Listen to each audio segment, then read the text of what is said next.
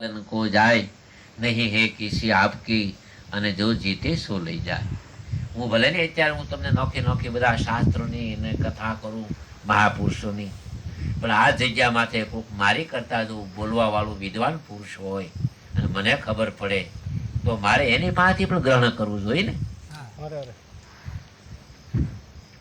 આ એક વેપારી છે, નાનો વેપારી, પાછો મોટા વેપારી પાસેથી માલ લે છે, એમાં એને શરમ નથી। તમારા કાંકીડીમાં કોઈ નાની મોટી દુકાન આવતી છે, એ પાછા ત્રેડ માલ લેવા જતા છે, એમાં એને કાંઈ નાક કપાઈ ન જાય એનું કાંઈ કહો હું થેલા લઈને ત્રેડ માલ લેવા જાઉં છું, ખાંડ ને દૂધ ને ઘી ને ગોળ નહીં, ત્રેડ વાળા વેપારી બધા બહાર કોક માંથી મોવામાંથી માલ લે છે, એમાં એને કોઈ પીડા નથી। એ મોવા વાળા વેપારી છે એ બધા કોઈ ભાવનગર થી કે અમદાવાદ થી કે દિલ્હી થી માલ મગાવે છે, એ મોટા વેપારી એમાંય તે પાછા એ કંપની વાળા પાસેથી મગાવે છે। પણ એકાબીજાને એ બધાને સેવાનું કામ માને છે, મદદ કરે છે, એકાબીજાને પ્રીતિ કરે છે, એકાબીજાના ભાવ કરે છે, અને બહુ જગતના કાર્યને જે વસ્તુ જોઈ પૂરેપૂરી પોગાડે છે।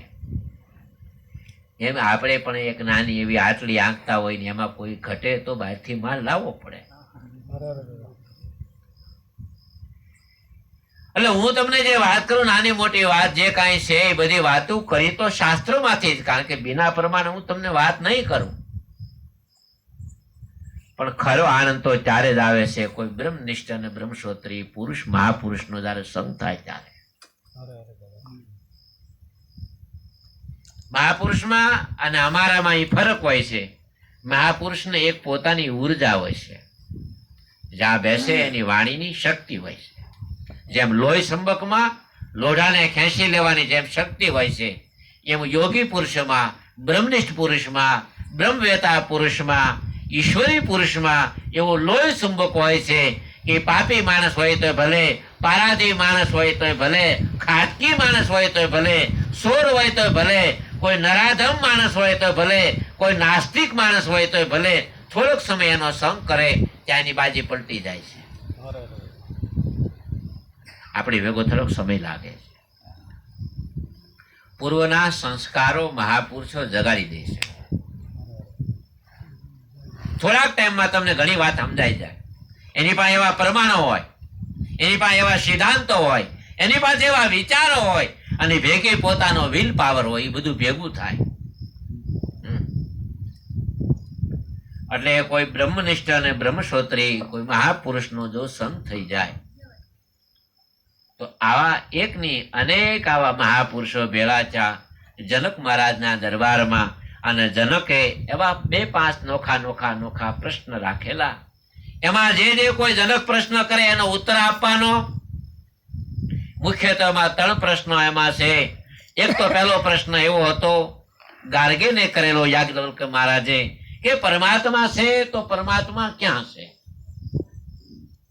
પરમાત્મા કઈ મુખમાંથી બેસે છે? આપણા કર્મકાંડમાં કોઈ દેવતાઓ પૂર્વ દિશામાં બેસે છે, કોઈ દેવતાઓ દક્ષિણ દિશામાં બે, કોઈ અમુક દેવ એવા છે, હજુ આપણે હનુમાનજીનું મંદિર હોય તો દરિયાદું હોવું જોઈએ, ભગવાન રામજી મંદિર ને ઠાકર મંદિર હોય તો ઉગમણું હોવું જોઈએ ને, પછી કોઈ સંતોનું મંદિર હોય તો ઉત્તર દિશામાં, બધાની દિશા નોખી છે। હા, હનુમાન પાછા ઉગમણા ન બે, હનુમાનજી દરિયાદુનું મુખ હોય। પછી તમે રામજી મંદિરમાં જાઓ તો ગણપતિનું મુખ હોય, એની સામે હનુમાનજી હોય, અને એનું બે હામે મુખ હોય તો ભગવાન બે ની વચ્ચે હોય તો એનું પાછું, એટલે બધાની દિશા નોખી છે। તો એ બધા દેવતાઓ છે, તો પરમાત્મા છે એનું ક્યાં બાજુ મુખ છે? આવો પ્રશ્ન જનક રાજાએ કર્યો। તો એ સમયના કાળમાં ગાર્ગી જનક રાજાને કીધું કે હે મહારાજ, પરમાત્માનું મુખ શું છે અને પરમાત્મા શું કરે છે એ તમારે જાણવું હોય તો મને થોડુંક ઘી આપો, મને થોડીક બાતી આપો, એ બાકસ એ આપો, અગ્નિ આપો, થોડુંક રૂ આપો। એટલે એ જ ઘીમાંથી, એ જ પાત્રમાંથી લઈ સુંદર મજાનો એક દીવો પ્રગટ કર્યો, અને દીવો પ્રગટ કરી અને રાખ્યો જનક રાજાની સામે, કે પરમાત્મા કેવા છે, કે શું કરે છે? બધાને પ્રકાશ આપવાનું કામ કરે છે। આ સૂર્ય છે ને એટલે જ આપણે દેવ કહી છીએ, એમાં કોઈ પક્ષપાત નથી। કોઈ ખાટકી બકરાનું ગોળું કરતા હોય તો એવો ને એવો પ્રકાશ આપે, કોઈ દાદા વેદનો કોઈ રામાયણનો પાઠ કરતા હોય તો એને એવો ને એવો જ પ્રકાશ આપે. કોઈ માણસ ચોરી કરતો હોય તો એને એવો ને એવો પ્રકાશ આપે. કોકની આબરૂ લેતો હોય તો એવો ને એવો પ્રકાશ આપે. કોઈ આબરૂ બસાવવા જાય તો એવો ને એવો પ્રકાશ આપે. અને કોઈ ખીચો કાતરતો હોય તો એને એવો ને એવો પ્રકાશ આપે. અને કોઈ દાન પુણ્ય કરતો હોય તો એવો ને એવો પ્રકાશ આપે.